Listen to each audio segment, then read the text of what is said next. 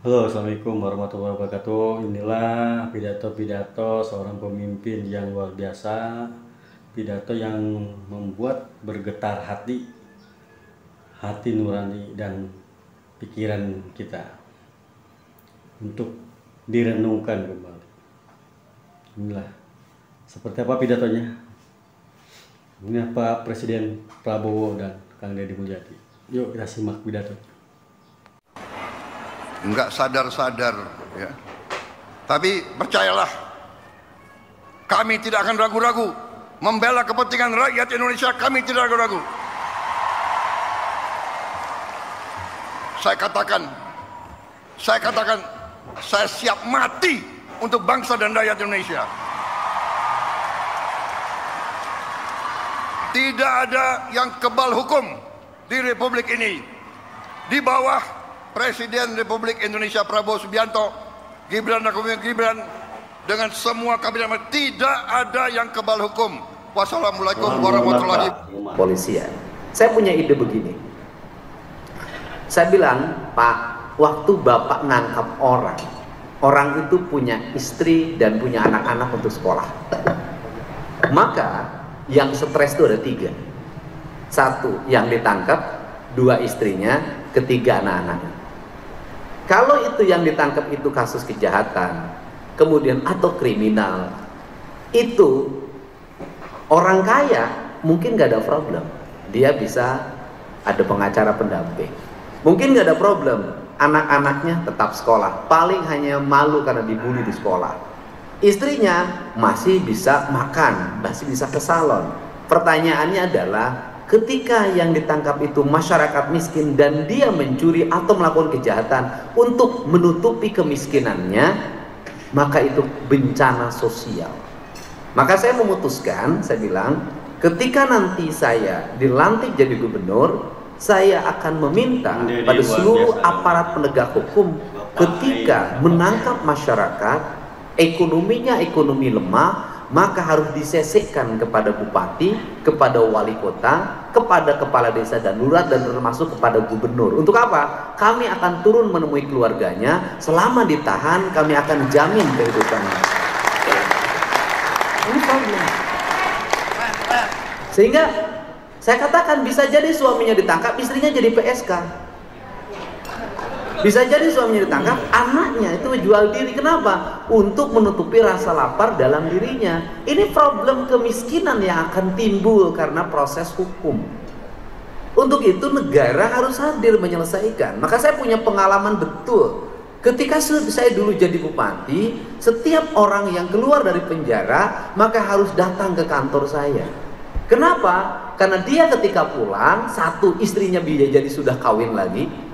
Yang kedua, bisa jadi keluarganya tidak menerima. Yang ketiga, kalau di LP dia dikasih makan, di rumah belum tentu dia mendapatkan makan. Maka negara harus memberikan rasa terang ketika dia keluar dari penjara.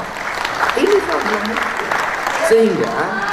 Sehingga saya pikir Pak Wamenko ini bisa mendorong gagasan baru. Kita bukan hanya sibuk di beras, kita bukan hanya sibuk di bantuan subsidi BBM, tetapi di sebuah negara seperti Indonesia, kita harus sibuk dengan apa? Dengan problem sosial.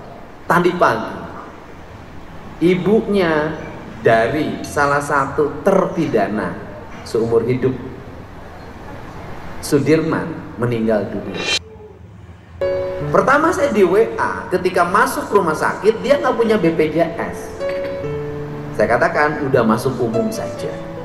Setelah itu, dikasih kabar meninggal, saya udah tahu ketika orang meninggal, ketika masuk rumah sakit dia pusing dari mana uang untuk masuk rumah sakit, ketika meninggal dia pusing lagi, biaya angkut jenazah dari rumah sakit ke rumah berapa, biaya mengafani berapa, biaya menguburkan berapa, biaya selamatan orang bilang sadungnya berapa, biaya tahlilan berapa, biaya 7 hari berapa, biaya 40 hari berapa.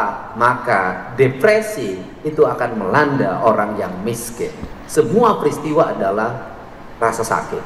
Untuk itu saya termasuk orang yang concern terhadap ini.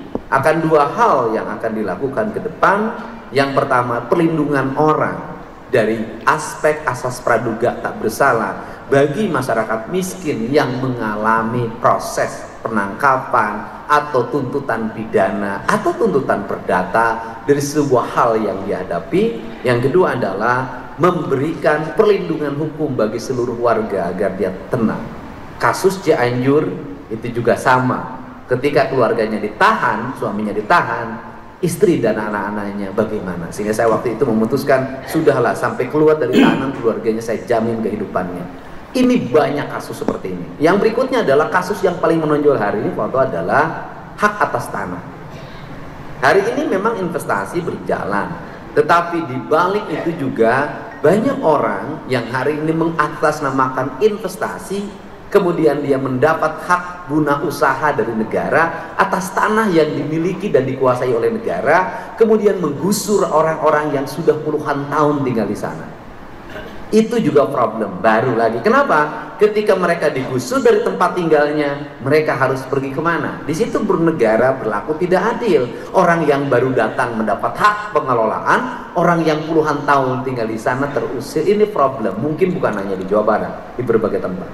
Untuk itu mudah-mudahan pertemuan hari ini kita bisa memberikan jalan yang terbaik bagi upaya membangun rasa keadilan di masyarakat. Dan saya, walaupun hak hakim adalah hak yang mandiri, hak yang independen atau hak otonom yang tidak bisa diintervensi siapapun, tapi saya yakin doa Pak Oto bisa segera putusan Mahkamah Agung terhadap 7 terpidana segera turun dan mudah-mudahan bebas. Karena publik selalu bertanya pada saya, Kang Deddy Mulyadi sudah jadi gubernur, ai pembunuh pina irarek bebas. Nah ini saya bilang itu kan hakim bukan saya. Dan ini yang saya sampaikan, dan pada akhirnya orang yang bekerja dengan ikhlas, penuh keyakinan, membela kebenaran, saya yakin Tuhan akan selalu memberikan jalan keselamatan. Nah, inilah teman-teman semua, seorang pemimpin yang kesatria, jiwa yang kesatrianya luar biasa, Bapak Prabowo dan Kang Deddy Mulyadi. Bapak Prabowo yaitu seorang jenderal yang berjiwa kesatrianya yang tidak bisa diragukan lagi. Bapak Prabowo itu adalah seorang pembangun Indonesia seluruhnya, dan Bapak Kang Deddy Mulyadi seorang pemimpin yang membangun jiwa Indonesia. Inilah sosok pemimpin yang sangat luar biasa. Kita harus dukung terus bersama-sama rakyat Indonesia semua. Karena dengan dua sosok pemimpin seperti ini, ya inilah orang yang pemimpin yang akan membangun jiwa-jiwanya Indonesianya.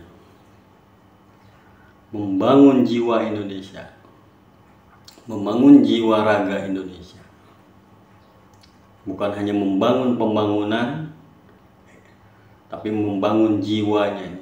Inilah kita yang sulit, itu membangun jiwanya, yang rela berkorban demi bangsa rakyat Indonesia.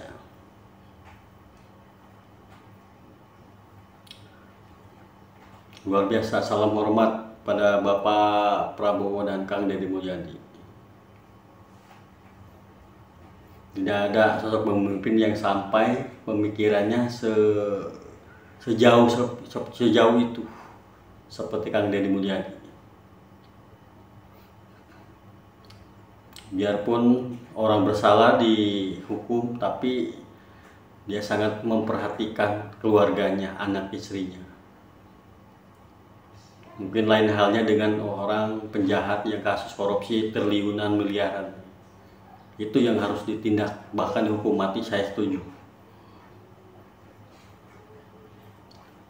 Karena dua sosok pemimpin ini benar-benar membela rakyat-rakyat yang kecil,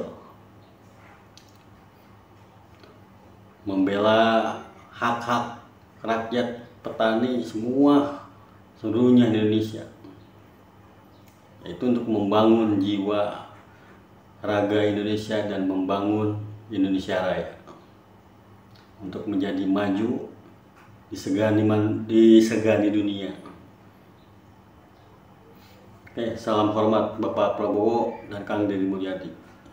Assalamualaikum warahmatullahi wabarakatuh.